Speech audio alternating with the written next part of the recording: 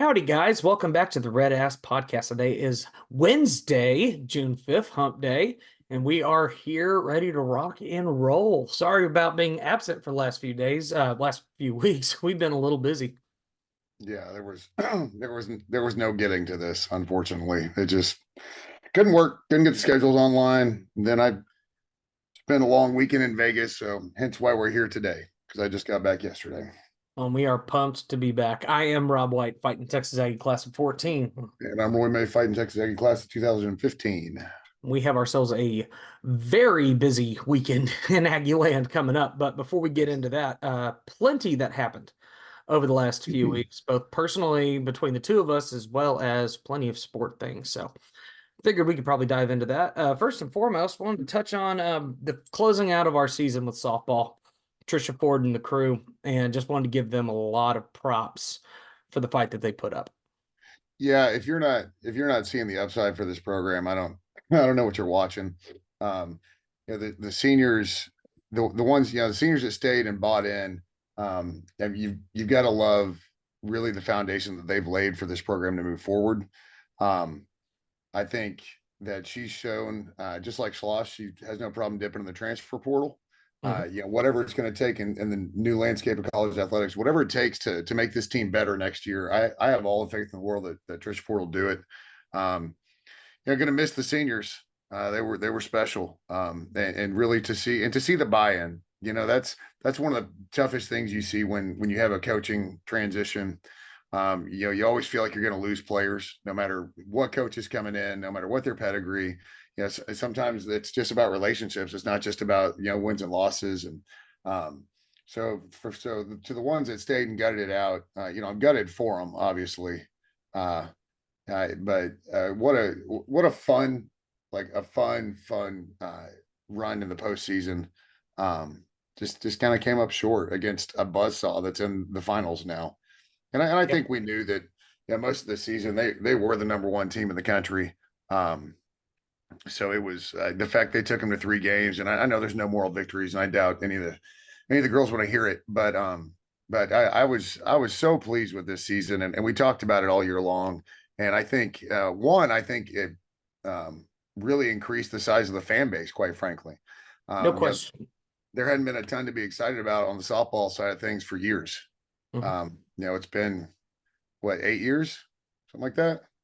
Well, see, we made the tournament back in 2017 and made it all the way to Oklahoma City in 17, but even so, 7 years, yeah. I'm about to say, even so, there hasn't been a consistent level of success with that throughout this program. Basically, since we joined the SEC, like we've always been a pretty middle of the road team, or even sub Worse, middle of the or road. even worse. I mean, what Yeah, was it? The first year Davis Diamond was open, we hosted the SEC tournament, and we didn't even make the field. right. Yeah, so Which it's that's it's tough. been it's been tough sledding. So I think the excitement and energy that Trisha Ford has really injected in this program, along with the players, obviously. I mean, she can only do so much. She can get the players on the field, and she can coach them, but they do have to execute. And I was so it was such a fun season to follow, honestly. Oh yes. And heading into that final game, you just yeah, you got a shot. Yeah, you don't get a chance to get to Oklahoma City if you don't put yourself in the position to win the Super. And I thought they put a real jolt into Texas, to let them know that this wasn't just going to be a rollover. So I love what I see out of her teams, just the way they're coached, their grit, the way they play, and I am really looking forward to next season already. I really am. I may or may not watch the Women's College World Series just because it's two teams I really don't care about. But it also just goes to show you what softball is going to be next year. Now that you're injecting, the two finalists already, we talked about that plenty. Softball is going to get plenty of a boost from the additions to the SEC. No doubt. And looking back at that series, of course, NCAA tampering getting us in the position where all of a sudden we had to face Texas well ahead of when we probably should have. But even so, you go out there, you honestly give them the toughest series that they've probably seen all season. I mean, they win the series by a combined 1 run. So, I Yeah, mean, that tells you all you really need to know. It was a very competitive series of games, and I'm really, really proud of the way the girls held themselves in that situation. So, and not to mention, you did talk about the increase in the fan base, and yeah, they were averaging. I was like, for the first time, averaging over 1,000 fans a game, which is awesome for Oh softball. yeah, And they were packing close to two. yeah, When we started getting to the playoff run, it was yeah, it's a ton of fun to see that the girls absolutely deserve it for all the work they put in, and it's not just the work. I mean, I understand that fan bases can be fickle if you're not winning. I get it, outside of the diehards, but they put in the work and they saw the results, and I think yeah, the 12th man saw it as well, and so hmm I was just as happy for their performance as I was for the support that they really saw throughout the season. I enjoyed the games that I got to go to. The atmospheres were good. oh yeah, Uh, so, and they've, and I love how some of the traditions have kind of trickled across the street from Olson, because yeah, obviously they pretty much directly translate. So it's yeah, good to see fans being able to make the transition to go watch softball and be able to, not have to start from scratch, knowing what everybody's doing in the in the fan base and, oh uh, yeah. and up in the stands. So again, yeah, huge shout out to all those girls. Just it's a tough end, and I know it's tradition, but I kind of wish they brought their cleats home to put them, at Davis. But And yeah, that was something I was going to talk about, and it was a sad image, but it is certainly something that you can hold with a lot of pride. Proud of those girls and what they were able to do. yeah, Very, it's a tradition, and I get it. But I just wish they. I mean, they could have left him anywhere but Austin. yeah, I get that. Well, proud of those girls, proud of the way they fought, and certainly looking forward to seeing what Trisha Ford and crew have in store for next season. And of course, we will jump back into that when we get around to it here in the fall. Um, as far as the other diamond, baseball goes 2-Q in the tournament for the SEC, and everybody's reeling a little bit in terms of fan base individuals. In general, my whole thought process was, get in there, secure yourself a top eight, which ironically, we move up a slot. We move from the number 4 overall in most polls to number 3 overall when it came to the tournament. And at that stage, you get to host Grambling, you get to host Texas, you get to host Louisiana, Lafayette. They come into town, and baseball did exactly what they needed to do, which was win 3 games and gain a little momentum before we get into the supers.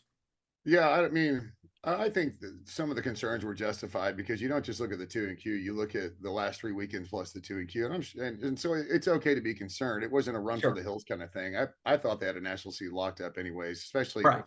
it was what they did at Arkansas in the final series. That was an emphatic statement. So I didn't think they needed to do anything to lock up. I mean, you would have loved to see one, you know, um, Oh, yeah.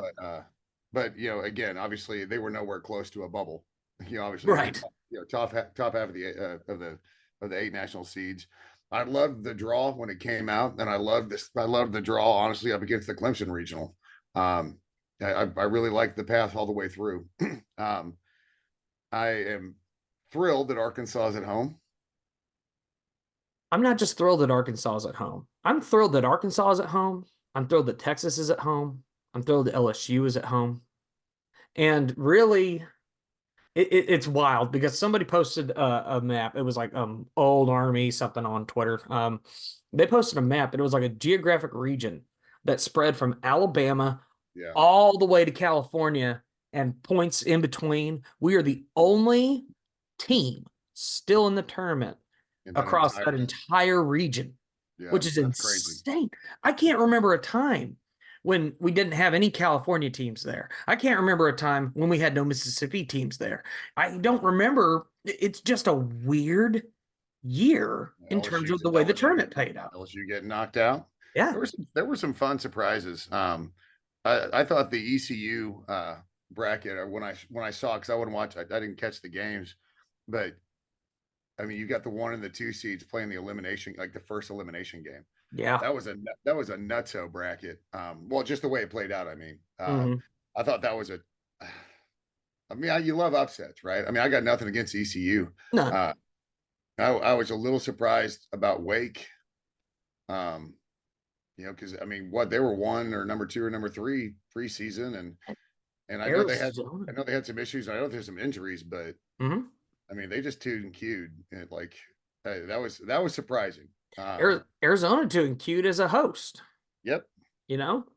Like it's been a weird year in terms of a lot of the eliminations, but I'm not complaining about that because a lot of the teams that I was particularly worried about potentially getting warm, getting hot, in particular what we saw with LSU down the stretch. It's good to see a team like that sitting on the couch right now. So one game I had my eye on, we were driving down to the airport while I was playing, so I had to just run through the truck speakers. Was man, that Army Georgia game. Yeah, That was just they were just it was like a Rocky movie, where it's unrealistic where they just stand in the middle of the ring and trade punches. right. I mean, that's really what that game was. If anybody got to saw it, and obviously I was rooting for Army, and they damn Sure. near pulled it off. Hmm. And I think, I think coming off of that, it was just too much for them to have for the the next game. They 2 and queued, but um, I love the matchup, and I especially love the fact that UCSB got knocked out. So we're not even facing a 1 seed. Right. Um, and I saw somebody on TexAgs, they did like a full blown statistical breakdown. I'm talking about like every single stat you can think of. Yeah.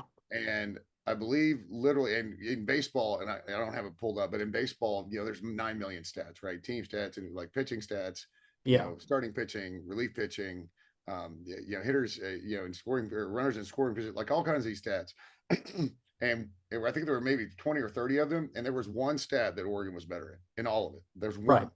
Like, and that includes like win loss and RPI and all this. Obviously, we'll have a higher RPI, but so this, I love this draw. Like, I absolutely love this draw. I really liked ours. I mean, we all knew we were going to get Texas, uh, but I love the way we turned around and just finished it off. Hmm. Instead of having to play another game, kind of thing. Like, I thought we showed a lot of poise this past weekend. Um, Evan Ashenbach is just ridiculous, like always. Well, I was so impressed, in particular with that Texas game, because we saw a bit of a struggle. I mean, Texas pitcher did a great job. Oh my goodness, Oh, he went out there and probably the best start of the year. yeah, shut us down. And yet we go 11 innings and only used two pitchers because Ryan Prager and Evan Aschenbeck absolutely put on a performance, and I could That's a not be more impressed with those boys. that's a filthy combination. It is. Um, Even if Prager goes deeper and Ashenbeck doesn't have to pitch as many innings as he did, but that was that was an all timer performance from Ashenbeck Yeah. in Well, and that then game. Chris Cortez comes in the next day and is just electric against Louisiana. And and if there's any one thing, if I'm starting to worry about, is you see the performance from Braden Montgomery and you saw the performance from Gavin Grahovic in game 3. They both started picking up the slack quite a bit, and that is a scary thing for any team that's facing us, I think. Well, I mean, Chris Cortez's sliders. I mean, it might be illegal in some of the lower 48. Oh yeah. That was just it's one of those when your pitch is so good that they can know it's coming and it doesn't matter. It just doesn't matter. Right. It's just an unbelievable wipeout slider. So it was great seeing Cortez pitch the way he did. He is absolutely electric. Hmm. When his stuff is on, he is fun to watch. Um, but heading to Oregon, I mean, I love it. I absolutely love it. And then on the flip side of that, if we can get past Oregon, well, let me stick on Oregon for a little bit. So let's say all those metrics were actually dead even. Let's say our performance throughout the season was dead even, and you were going to be like, what, even though we were in the SEC, that's fine. They were That's a dead good even. team, right? That's a good team. They play good baseball. They're in the supers, so they can't be that bad, right? Right. If you were deadlocked even, I like us at home all day, every day, because Exactly. a lot of people that don't pay as much attention to baseball. Like, here's a perfect analogy. In football, if you're playing somebody and you guys are dead even, if you play at home, you get 3 points. That's generally how the spread works. You get 3 points for being at home. Exactly. And while you don't get 3 runs on a spread in baseball necessarily, um, but there's a massive advantage to being at home in college sports, and that is amplified exponentially at Texas A&M.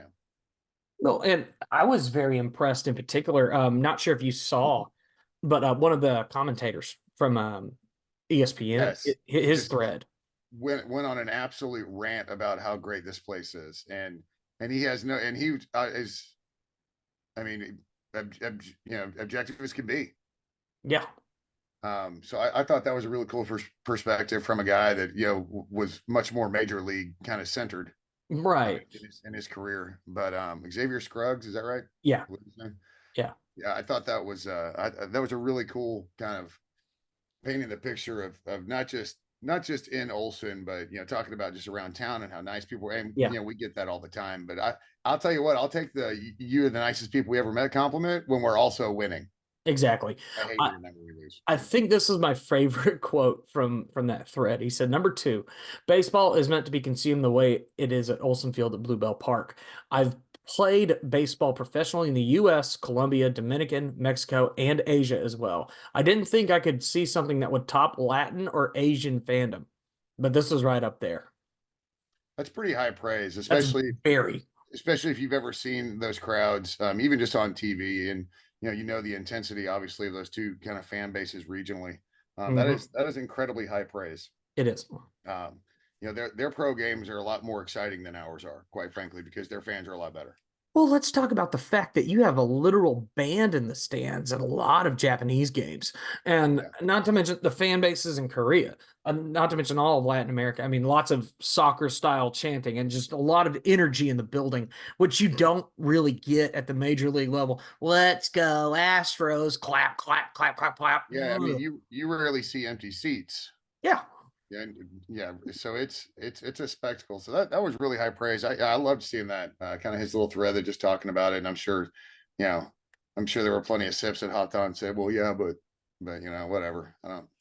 Well, And LSU too. But again, both of those fan bases can't complain from their couch, as far as I'm concerned. well, and the definition of Aggie baseball and our stadium and the quality of it has always been quality over quantity.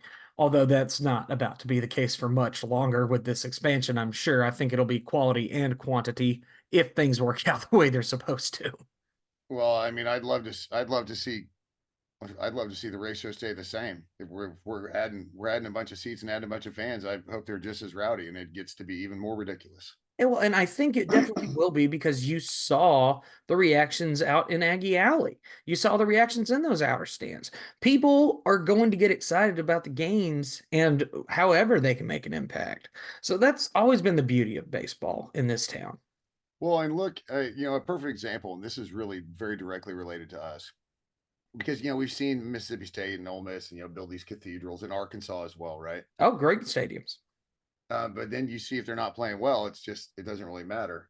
Um, but the excitement that you can bring from a fan base standpoint, I just completely lost my train of thought.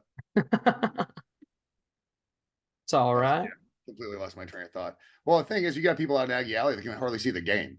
Right. You know what I'm saying? And so, oh, okay, yeah, derp. All right. And we're Look at back. what Schloss built at TCU. TCU is Right. not a large school, doesn't have a large alumni base, all right?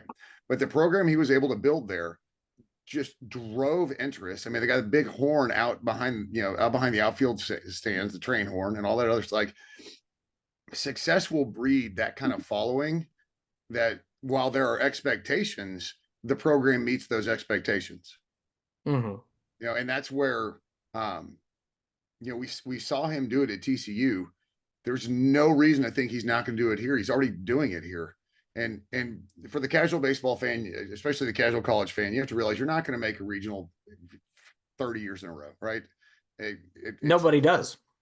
it's tough. You'll have a season where you don't make it. It happens. But the idea is to get into regionals on a regular basis, get into supers on a as good a ratio as you can relative to the regionals you get in, Yeah. and get to the World Series. Two, three times a decade. Hmm. Or you go on a run where you get there and you do like what was it, Vandy and South Carolina both went back to back, or within the last decade and a half, something like that, or won Yeah. two out of three. Yeah. And that kind of success is just, I mean, that's the top of the hill, straight up. Yep. And so there's every reason to believe that no matter how we change Olson, as long as it's in an increased capacity, mindset, there's no reason to believe that there won't be demand for tickets. There's no reason to believe that the weekend series won't be even more completely insane than they already are. Well, I mean, the wait list for Aggie baseball season tickets is ridiculous, has been for years. It's one of the toughest tickets to get on campus in terms of like an actual season ticket, maybe outside of football, but even then. Well, and they can add 5,000 seats and there'll still be a wait list. Exactly. Like that's not going away with the expansion. There's still a ton of people that want to be out at the games. And all you're doing is increasing the profile of the stadium. But, you're going to build up better facilities. You're going to build up everything else about this ballpark and reinforce that Texas A&M is not only the destination in Texas, but the destination in the nation to come play baseball at the college level. Well, as long as you're one of the premier places to play in the SEC, you will always be one of the premier places in the nation. And Amen. another one of the other tweets within that thread or the post that he said when I think it was the last one, he was talking to Schloss. He was Yeah. like, "Man, this is great and this is amazing." And Schloss was like, "Yeah, keep in mind we're ripping all of this up. Hmm. Like he's like, we're way behind."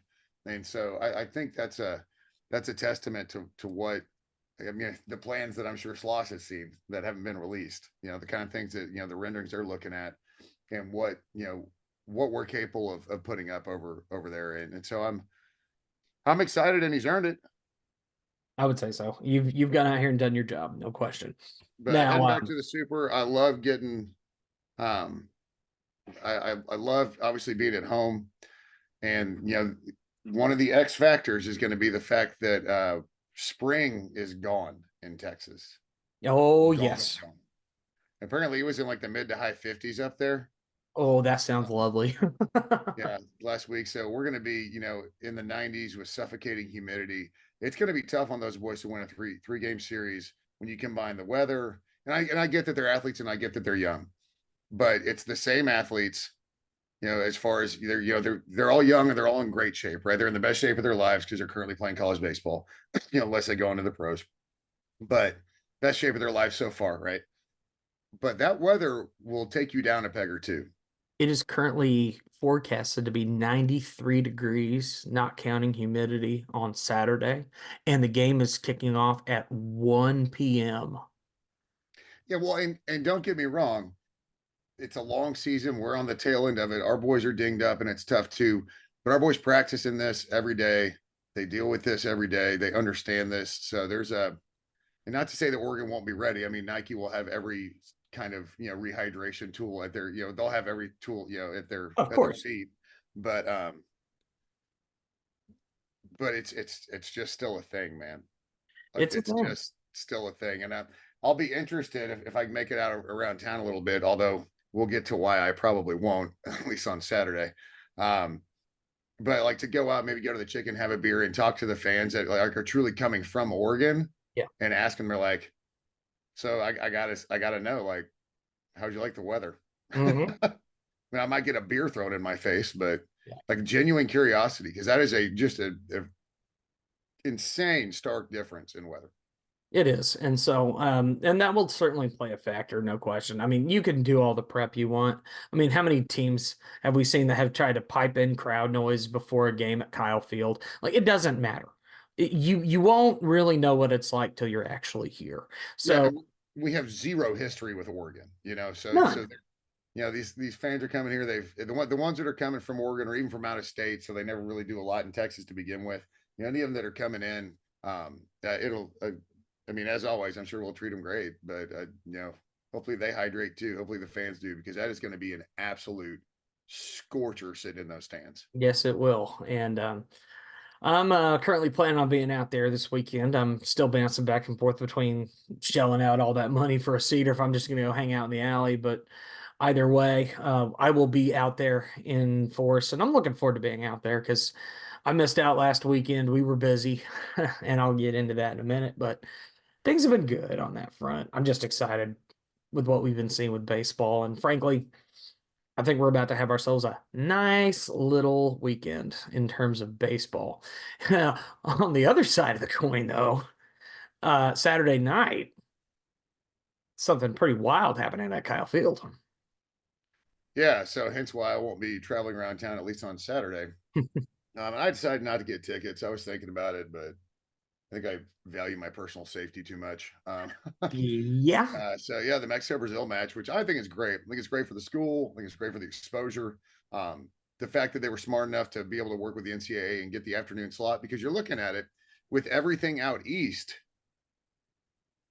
and our opponent being in the West, there was no reason to give us an afternoon slot. none. And so So I was glad to see that game, their first pitch time come out. Um, that'll give people enough time to kind of clear out too. Mhm. As the fans come in from Mexico, Brazil. Last I saw, this is a few days back. Last I saw, they had 65,000 and change sold. So I think it's a good crowd, and I'm sure there've been more sold, and I'm sure there'll be more people than that there because all the secondary market stuff that'll drop pretty quick as the first whistle approaches. Um, but yeah, I think it's a very cool event. This summer we've got Kyle Field, and it just sits dormant all year, outside of Mhm. football season. And so you compile this along with the George Strait concert, and these are all things that we need to be doing on a regular basis. I don't disagree. I mean, you look at College Station as a city where it's located, and we've always been a bit of in a bit of a Bermuda Triangle, literally, in terms of like getting any kind of big events, because people will opt to go to Houston, San Antonio, Austin, DFW for these type of events. And you've got facilities in this town that could absolutely host big events. It's just being able to pull the draw, which I mean, we're seeing it with George Strait for sure that that's going to be a case. Obviously, Yeah, with the soccer game, yeah, I I don't think, think Mexico Brazil will move the meter much as far as like artists coming. But George Strait, if he can come here and he just says enough, on social media or in an interview or anything, if George can come here and sell out Kyle, then all of a sudden you're no longer in the Bermuda Triangle, you're a destination between. And so, yeah, hey, we can do Houston, College Station, and Austin this weekend, kind of thing. yeah, And and realize that it's all a pretty quick shot from any of the major metropolis areas. mhm. And that would encourage other artists, maybe like the Stapletons of the world, the whoever's of the world, to maybe look at that as a potential option as well. And if we could find a way, this is just a personal preference, but if you can find a way to incorporate some of these Texas artists onto these bills, you're not going to make me cry too much. Yeah, you got Park McCollum on there, but that dude's well beyond the scope of just Texas at this point. Well, to me, it's not just country. Right. Like if this can draw, and George draw, look, there are plenty of other styles that draw just as well as George, No quite question. frankly. You Oh, know, yeah. um, you know, wouldn't you love to go see the Foo Fighters and Kyle? Oh, I would love that. I would love Foo Fighters at Kyle. And the fact is, I'm gonna throw that name out there. It's a big money maker, and you know it would be. What if Taylor Swift played Kyle? She'd pack it. She'd pack it out. I don't think you'd even need people driving in from out of town. No, you could do it strictly with people in College Station and Bryan, I guarantee. Yeah, you could literally shut down the roads and we could pack Kyle. Hmm. Yeah, so it's something fun, but it also is showing people that we can do it. And I think that's more important is that we can do it, we can pull it off well. And so as long as we do pull it off well, I really feel like this could be a kind of a gateway to a lot more of this stuff. And I get that it's hotter than shit in the summer. I get that, man. And this isn't like being able to play down in the Toyota Center Yeah. or even NRG where they've got a roof. But I mean, you can do it anytime in the spring. Well, and that was exactly what my thought was like, shoot for the spring because I mean, yeah, you've got baseball going on in town and softball, but outside of those, that's not necessarily super high as far as bringing in people. I mean, over the course of a baseball weekend, let's say after the expansion, you're probably looking at 25, 30,000 total attendance over the weekend. And even then, that moves the needle a little bit. Well, but you do it the same way. Make sure the game's early. Uh, Yeah. Almost never are baseball and softball in town when ever avoidable. And I Right. get that when it's in non-conference, kind of that March time frame. Um, sometimes they are, but softball goes to a ton of invitationals. Baseball does one a year. So these are possibilities that I think you can build this revenue. And because right now there's a world of revenue, right? That's the world we live in. Hmm. So it's important to be able to to pitch these concerts as opportunities to raise money for the revenue that's now the new kind of operating expense model that we're moving into from an athletic department Right. kind of standpoint. So I love it. I mean, I won't be going to Mexico, Brazil. Yeah, that's don't get me wrong. Me being a soccer fan, you being a soccer fan, it would be really, really, really cool to be there. But my goodness, I'm not sure I could handle the fan interaction. Yeah, like if I could get in a suite or something, I'd do it. But like getting GA to that, I'm probably out. Yeah. And then yeah, George Strait, I'm not gonna go to. It's we got car payment. I mean, fair enough. or more. Or Uh, more. but yeah, so but I love the event. And obviously this weekend it's going to be busy, but this is going to be a really great weekend because Mexico Brazil is not going to be a sellout, but this is going to be as packed as it gets for baseball. Yeah. Any weekend ever, this is going to be it, right? Because Yep. whatever Oregon doesn't sell, I'm sure Aggies will buy up. Well, the funny thing is, it's really funny that you mentioned that because I just pulled up a thread on TexAgs where they were talking about that. Apparently, Oregon not really doing a good job selling out their tickets. Meanwhile, they're turning around and selling them for upwards of 10 times the ticket price on SeatGeek. Free market, man. Yeah, I mean, and I'm looking, it would be their allotted sections, which would be 201 and 202. Yeah, those tickets are not cheap for that section right now. And I'm like, no, there you go. What are you gonna do? Hey, Hey, more capitalism. more for us. More Yeah, Aggies, more Aggies. yeah. Well, and that's a long haul, honestly, and that's a long haul for It is. I'm sure the Oregon parents will be there, but they're over there in what 208, 209 on the other side, whatever it is, or not Well, 202, 201, 202 is where they'd be at. Because yeah, they're right next to GA. Yeah. that's right. Yeah, yeah. So And so, I mean, we'll outside of the see. parents, how many Oregon baseball fans are going to make this trek? It's a long trek, man. It is a Um, long trek. And so you gotta think, the diehards will go. oh, no doubt. And I don't know what diehard baseball looks like at Oregon, but Yeah, how many Oregon baseball diehards are there? yeah, regardless, you'll have the diehards there, you'll have the parents there, but in reality, outside of another SEC team, an ACC team, or a Big 12 team, I wasn't really anticipating massive participation in our regional, outside of maybe a team making the Supers the first time, like you saw with Evansville. Evansville's going to show up to Tennessee because that's a very special moment for that program. Oh, As a 100%. Ford seed making the Super Regionals, like it's only happened like a handful of times ever. So, I mean, that's cool for them. I'm excited that they're getting that chance. But for our regional and our purposes, fan interaction from Oregon is about the least of my worries. Well, my biggest thing, I'm just curious how many they're going to sell back more than Right. anything. Um, but so you'll have, this will be, but just number of fans in general, Supers is going to be as many as you're going to have. Yeah. And then you've got an event that's not George Strait. So you almost get like a trial weekend, if you Yeah. wanted to do this in the future. You'll have more baseball fans than normal, but you'll have less going into Kyle Field. Right. And you're also not going to have the influx of tailgaters that you would have in football. The tailgaters that don't go to the game, they come Right. in town to tailgate. There's plenty of those. Oh, Um, yeah. so I think it'll be a great dry run to an extent. Just because with the tickets sold to Mexico, Brazil being a little bit low. I mean, you're talking about 30,000 difference. That's a massive chunk. It is. No question about it. And it's Uh, not like you're going to have 30,000 people come in town for baseball just to tailgate. Like that's not going to yeah. happen. No, never will. Not at 95 degrees or not. No. I mean, you'd be hard pressed to get me out there, and I live here. Yeah. Yeah. But just going back real quick, I love the matchup. Looks like max we could have is three SEC teams in Omaha. Uh, so that's wait. No, it'll be more than that. No, I'm sorry. Well, no. See, one, two, three, four, Five. five. Pardon me. Yep. There's no SEC on SEC matchups in the supers this time around. So you have the Right. potential to get all of them in. And But but we've but got three of them on our side of the bracket with us because you're going to have Kentucky, potentially Georgia, and Florida all on the same side of the bracket. If yeah, they the potential is with four of us on the side of the bracket. I mean, that could be one side that's literally just all SEC. It could be. If Florida finds a way to get around Clemson, you know what? Honestly, what I think will be a fantastic series, Georgia and NC State. I know a lot of people aren't talking about it, but I think that could be a really good series.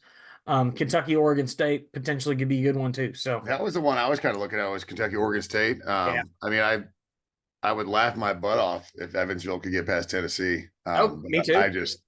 I'd say I can't imagine that happening, but I also can't imagine Evansville being where they are right now. Right. So, maybe the Cinderella story continues. Crossing my fingers, quite frankly. But But I, my I think I think UVA will take care of Kansas State. And yeah. I think North Carolina will stomp West Virginia. Yeah, I wasn't really thinking West Virginia had much of a shot, but when you get hot, and we'll see what plays out. You only got to win 2 out of 3. Exactly. And so take care of business where you can. Be very curious to see how this plays out. What are we always rooting for though? Chaos. Oh, chaos is the best. Just no Oregon, please. Just yeah, just not in mine. Yeah, no, chaos is great so long as we're not involved.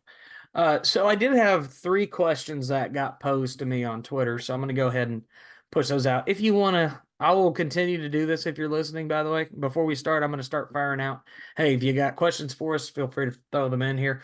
Buddy John Patterson asked, "What's the best way to cook duck?" I'll hang up and listen. I'm going to kind of leave that to you. So there's our cooking segment. What's the best way to cook duck? Uh, well, I love grilled duck poppers. Okay. That's one of my favorite tailgate items, honestly, like bacon wrapped with jalapeno, a Ooh, little bit of cheese in there. So I love grilled duck, but the best duck I've ever had has been roasted. I mean, sure. it just lends well to the meat. Uh, I do love duck. It's just a little fatty, but yeah, but I rarely have duck to be honest. Sure. But but generally when I have it, it's in a kind of a higher end restaurant, and which means it's pretty much always roasted. Um, Yeah. I'm I I guess an alternate answer would be turducken. yeah, yeah, turducken. What But a yeah, my favorite way to eat duck is honestly is little duck jalapeno poppers like tailgate style. yeah. I do enjoy Peking duck when I went over to China 10 years ago. God, I can't believe it. Actually, 11 years ago. It's been a long time. But yeah, that's about the one time I've really focused in on A true duck. Peking duck. Yeah, Yeah. it's pretty good though. Not gonna lie. So yes, would love to Yeah. cook up some duck this weekend. That'd be great. Yeah. Right. Yeah. That's and no, in fact, there's a couple of tailgates that every time I go, they have them. Like so, I know Aggies do them, so I would be willing to bet they'll be on somebody's menu this weekend. And so yeah, if you're getting ready for the baseball game, jalapeno duck poppers are elite poppers. So keep that one in mind. So appreciate that one, John. Our Jive and Jim Schlossnagel asked, Oh boy. "Which Jive coach do you think makes the biggest mess at the VIP lounge? Which of the Jive coaches makes the biggest mess?" Look at his face. Roy, you have to say something. I need to see your face. Yeah. Sorry. I'm pondering because I'm like they're all a mess. It's like the sausage race. Like nobody wins. Except Beefy. Beefy always wins. This is true. Yeah, I went to the game where they broke the beefy streak, and I was like, "What are you doing?" Oh, we were there. Yes. Oh, that's right. Yeah, you and I were there, and I We was were like, there. "I'm out. We're I gonna lose this could game." I couldn't believe it. Oh no, we ended up winning, thank God, but still. Yeah. Ugh. Um, man, who's the biggest mess? I would probably guess. Well, Chive Jimbo. Jimbo was the biggest mess of them all. Yes. Uh, I don't know. As far as just being complete shit shows, it's probably maybe Buzz. Buzz is pretty good. The Buzz account. Yeah, I would probably say that one. It's probably just like let's put them all in the same arena, right? So we'll Sure. put them all in like the Diamond Club. Mhm. The Jive Buzz probably isn't making it past the Spirit of Aggieland. Like at that point, he's already like been asked nicely to leave the Diamond Club. Fair enough. That'd be my guess. All right, there you go. So sorry, Buzz, if you're listening. So Jive Buzz, not actual yeah, Buzz. yeah, like yeah, our Jive Buzz. And then finally, our friend Jonna. Two questions, one for you, one for me. So one, Roy, how was Vegas? Two, Rob, stories from the road. So you go ahead and go first, Vegas. It's actually a good segue because we were probably going to get into Yeah, this anyways. exactly. Vegas was a blast. It's always a blast. We got there on Friday and just hit the casino. Saturday, yeah, we hit the casino. As you do. We did hit the pool. Went to dinner at this place. We always go there. If you're ever in Vegas, it's called Capo's. It's a Chicago mob style speakeasy Ooh. with just amazing Italian food. So we go there every single time. Went with some friends and just had a wonderful dinner. Got back from that, we hit the casino. But Sunday I had to relax a little bit. Sunday we bowled, and so kind of took it easy on Sunday. Sunday was teams. It did not go well. The pattern was really tough.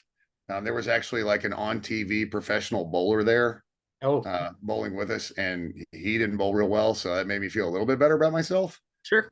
Because when these guys go to tournaments, they know the oil pattern set out. For nationals, you have to guess. They don't release the oil pattern, so you have to throw and kind of guess. Mm. Um, and so teams was just awful. At least the server was fast. Yeah. Uh, and then Monday we did singles and doubles. We bowled a little bit better, made a little bit of money. But overall, I had a great time. I enjoy going to Vegas. I'm a little too old to be going to the strip these days, Yeah. and where we bowl is off the strip a little bit. So you're just kind of able to be self-contained. My wife was able to get a massage and relax in the spa that they have there, and Hmm. had a really good time. Kind of roulette tables chewed me up a little bit, but the poker room was actually really good to me. That's always good. I thoroughly enjoy running out to Vegas. Last time we went, was the first time that a lot of members of our band got to go to Vegas ever. So we went back Yeah. and because that was back during the NFR, and we are currently, fun fact, getting an NFR day coming up again. We'll be at Westgate performing out there coming up in December. I think the 13th. It's way, way off, but we'll be going back out there. So I'm pumped. Oh, I will say before you go, real quick, on Saturday, there's a little sports lounge down there. It's over by the sports book, and that's where you pick up like your bracket money. Hmm. But they've got a million TVs, Right. and so I sat in the lounge, and and they had the A&M game on, and I was easily the only Aggie in the sports lounge. Um, but I definitely made a bit of a spectacle of myself. It was a lot of fun. That's It's always kind of good. one of those where you're so into the game and you're the only one into this game. So like everybody else is looking, trying to figure out what you're yelling about. And so some people end up kind of rooting with you for you kind of thing. Right. And so yeah, I had some fun in the sports lounge with that game. It was stressful, but it was fun. Yeah, as you And win. can confirm the gin and tonics are still cold in Vegas. Hey, they are still cold in Vegas. Hmm. Cigars still burn well. The whiskey goes down good. Vegas is Vegas. It's just a little more pricey than good Yeah, old when you're North in the Cape. sports lounge, the drinks are expensive. When you're at the poker table, they're pretty cheap. Oh, I believe it. Oh man. So as far as my stories from the road, so this past week, things have been a little interesting for sure. We're trying to sort out a couple of situations, namely with our drummer situation, but I think we have that pretty well sorted. So more news on that when we get a little closer to him being officially on. But Wednesday we fly out for Nashville, so we're going the opposite direction. We run out to Nashville, go perform out there on Thursday at Basement East with our buddy Tyler Halverson, which was a lot of fun. But Wednesday night was the entertaining night. So Travis, our esteemed steel player, lovely guy, he decided to get a little blitzed on the plane ahead of Nice. time. As you do. So the problem was he didn't have any food ahead of time. So when we were walking off the plane, he was pretty well in a state. Well, we Rookie move. rookie move. So we end up out at the Red Door, which is a phenomenal bar there in Nashville. If you've never been, pricing's a lot better there, and it's a little away from Broadway, so not as many tourists. But we went out there to Red Door, and as soon as we came walking up, some dude was getting kicked out. So we're like, okay, it's gonna be one of those nights. But we pile in there, get drinks, everything's good. By the end of the night, we'd putzed over to another bar, came back with a couple of girls that were at that other bar, and we left Travis to his devices and went back to the Airbnb. Well, he eventually ends up getting left at the bar, proceeds to go for a stroll, and at some point woke up on the Vanderbilt campus, laying on a park bench with a sore elbow and not sure what was going on. So he What is happening? so he goes to a corner store, gets his phone charged, calls us, and gets back over to the house, and then we proceed to we ended up getting out to the venue, played a really good show. A couple of record label people came up to us afterwards and told us how impressed they were because our drummer didn't make it to Vegas or to Nashville. He didn't make the flight. He all the flights out of Dallas got canceled on Thursday because of storms. Oh, bro, I got a story for that when you're done. Yeah, so we had to deal with the whole Dallas situation, but get up there, play our slam out with just four of us on stage, and we made it work well enough that a lot of people were impressed, and that's always a good thing. We flew back, had a show in Gatesville Saturday that went over fairly well, came home, and then went out Monday to go to the studio, and we proceeded to finish up the record. So Nice. 11 total tracks at this stage, including an intro, but 10 songs there. So those will be nice, polished, and ready to go here in the next well, album release is looking to be probably September. So we will be gearing up for that. Plus, I have another little detail, but go ahead and tell me about your Dallas plane story. Oh no, it's not my Dallas. Uh-oh. No, so we my buddy the pro up at Grand Station, the bowling pro, Yeah. they decided to go a day early. They went out Thursday so he could play golf on Friday. And they drove up to Dallas to fly out. Everything gets hosed. Mm-hmm. They drive to 3 different airports trying to get out. And they didn't get out until Friday morning. Yep. Or like they didn't get up to Vegas. They didn't get to Vegas till Friday morning. I was talking to my wife about it. I was like, I'm not going to talk to him all weekend. I cannot imagine how pissed off he is. Turns out he actually did make his tea time though. But yeah, I know it was a mess out of DFW. Like nobody was getting out. And you could No. drive to other airports and it didn't matter. See, we tried to fly him on Wednesday out of Love Field, but because that's where we were going to be coming through. We were going to fly from Austin to Love Field, meet him, and then go. Everybody make it to Nashville at the same time. He couldn't make the flight because he was sick. He wasn't feeling well, so we were like, okay, we'll just push off the flight to the next day, and we tried to get him there as early as we could. Obviously, Love Field was so backed up with all the planes from all the issues the day before. We tried to get him up to DFW. Everything gets shut down. We tried everything, and we just couldn't get him in. So yeah, that I envy. I do not envy all the fine folks that were stuck in Dallas on Thursday. Yeah, sometimes there's just nothing you can do about it, man. Nope, you can't fight Mother Nature no matter how hard you try. At least yet. So Correct. we've got that going on. But yeah, I do have one bit of news. Cool news for everybody. So, if you haven't already, go check out our new single. It dropped on Friday. It's called Rope the Moon. It's great. I love that song. It's a fun song, good dancing song to start the summer. So, really excited for that one to be out there. But also, on August 23rd, mark your calendar now, Carson Jeffrey is headlining at Hurricane Harry's.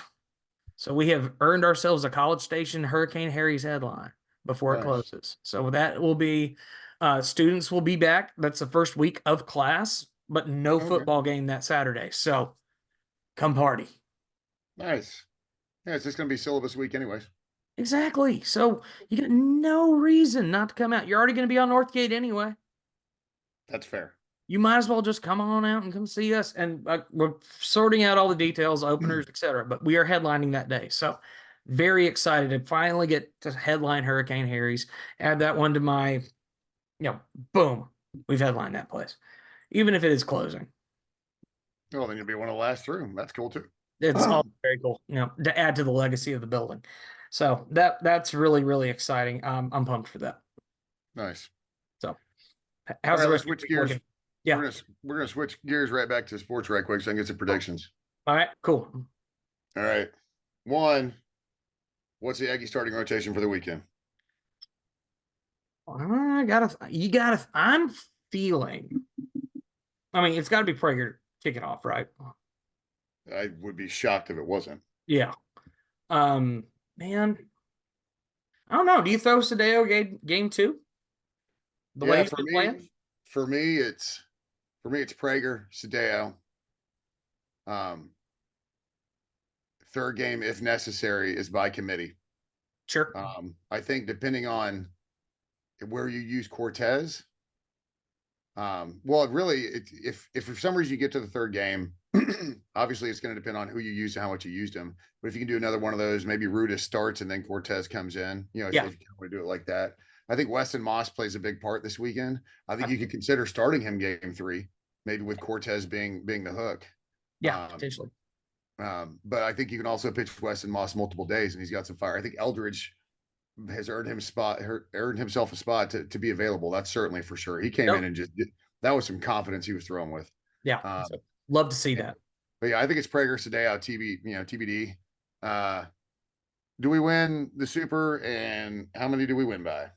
I think we win the Super, and frankly, I think Not runs. Sorry, record.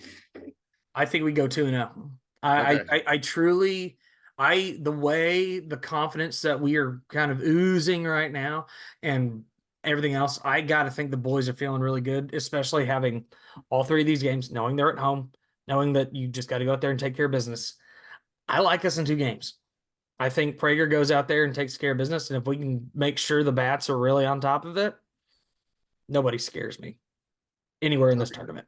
Who do we play? Clemson or Florida? Um, Florida's playing pretty hot right now.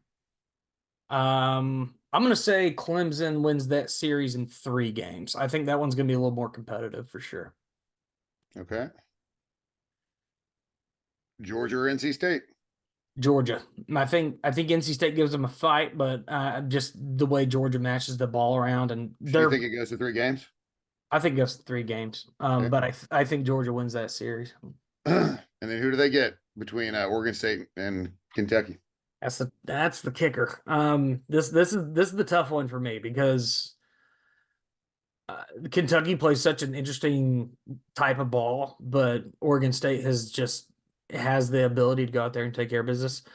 I'm not really worried about Kentucky's environment, really. You know what? I think Oregon State in 3.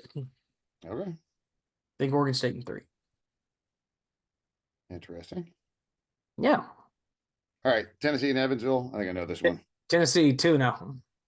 All right. Um, Evansville will give them a bit of a scare probably, but I Like don't. Army did to Georgia, Yeah, but maybe. I don't. I do not envision Evansville. I think they've eclipsed their emotional high. I don't think they're going to get past that. All right. UConn and Florida State. Florida State too. No, I UConn. Yeah, they had a good matchup there with Oklahoma. They to get I up regional. I'd be shocked. Be shocked. I think Florida State's winning that one too. No, All right. Kansas State, Virginia. Virginia in 3. I think Kansas State will give them a good fight. I like what I saw out of them in that Arkansas regional. And they did take care of business. So I got to think that they're feeling pretty confident, but I still see Virginia winning that one. You say you're gonna do it in 3? 3. Okay. Then UNC and West Virginia. North Carolina in 2. I just don't really. That was probably the weakest regional of all of them, if we're being honest, with Arizona, Grand Canyon, DBU, and West Virginia. Really not much confidence out of that regional for any of those teams. Frankly, whoever came out of North Carolina, whether it was them or LSU, I had them walking all over whoever that was. So I think North Carolina in 2. But maybe Okay. West Virginia will surprise me. Oh, I mean, you never know. Yeah. And I'm totally fine with being wrong with some of these, of course. But that's just how I foresee it. All right. So the left side of the bracket, I'm the same with you. In fact, I had the same with the games. I think Tennessee in 2, Florida State in 2, UNC in 2. I think Virginia in 3. Yeah, fair. I've got UK winning the series. Sure. And I can Um, totally see that. they're playing good baseball. I think that's probably one of the biggest coin tosses of them all. Because I think so. those are 2 good ball clubs. Yeah. I've got NC State being Uga. Ooh, I'd be I okay think with that. I think NC State will find a way to limit damage around George Condon. Sure. And honestly, if you can do that, they're beatable. Yeah, I don't. Yeah, we know that. Yep. Yeah, you just got to pitch well. That's all it really comes down to. Um, the Florida one is tough for me. I mean, they're hot, and They are. people that get hot this time of year tend to be really good. Yep. And I watched them play shut down Oklahoma State the other day. And they pounded on them pretty good. And Oklahoma State Not a bad team. wasn't the worst team in the world, right? Yeah, I Nope. mean they were one of the host seeds. So Yep.